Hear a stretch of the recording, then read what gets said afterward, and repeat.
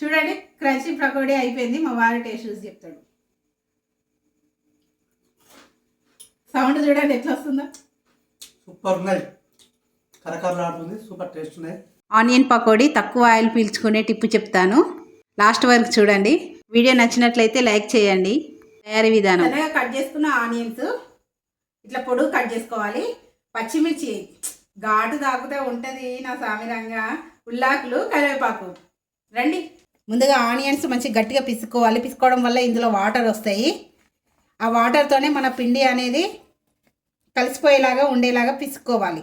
ఆనియన్స్ని గట్టిగా పిసుకోవడం వల్ల ఇందులో ఉన్న వాటర్ బయటకు వచ్చేస్తుంది. ఆ వాటర్తోనే మన పిండి కలిసిపోవాలి. ఇందులోనే కాస్త ఓమా వేసుకుందాం. కట్ చేసుకున్న ఉల్లాకు, పచ్చిమిర్చి వేసుకుందాం. కరివేపాకు వేసుకుందాం. కరివేపాకు వేసుకొని మంచిగా కలుపుకుందాం. ఇందులో కాస్త శనగపిండి వేసుకుందాం. 1 కప్పు శనగపిండి వేసుకుంటే 1/2 కప్పు బియ్యం పిండి వేసుకోవాలి. సరిపడా కారం వేసుకుందాం. సరిపడా ఉప్పు వేసుకుందాం. ఇవి చక్కగా కలుపుకుందాం. కొన్ని వాటర్ పోసుకుంటున్నా. లైట్గా వాటర్ పోసుకోండి, ఎందుకంటే పిండి అనేది జారుడుగా ఉండద్దు.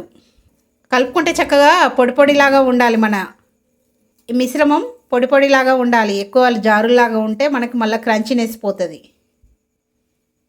ఇలా గట్టిగా పొడి పొడిలాగేలాగా ఉండాలి మిశ్రమం. ఇక పకోడీ వేసుకోవడమే.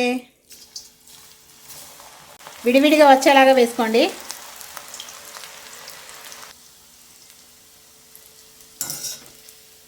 చక్కగా గోల్డెన్ బ్రౌన్ కలర్ వచ్చేంత వరకు వేపుకొని తినేయడమే.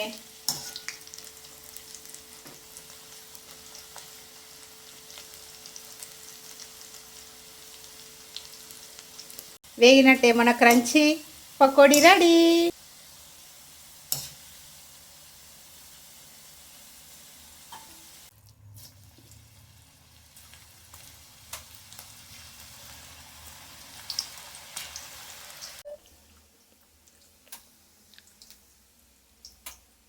సులోచన, ఏంటిదండి దగ్గర పడ్డాయి కదా పకోడీ.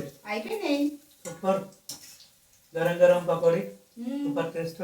పకోడీ ఉండి టీ, ఇంకేది ఎంజాయ్ చేసుకోవాలి. Enjoy tea combination pakodi enjoy. Super. మనకి మెయిన్గా ఏంటంటే ఈ పకోడీ ఆయిల్ ఎక్కువ పీల్చది, కరకరలాడుతూ వస్తుంది. మెయిన్గా మనం పిండి పిసికేటప్పుడు కాస్త వాటర్ ఎక్కువ పోయద్దు, మరీ తక్కువ పొడి పొడి ఉండేలాగా మనం పిండి విసుక్కోవాలి. చూడండి ఎంత కరకరలాడుతూ ఉందో. మన క్రంచీ పకోడీ రెడీ. టేస్ట్ చూసి చెప్పండి. టేస్ట్ చూసి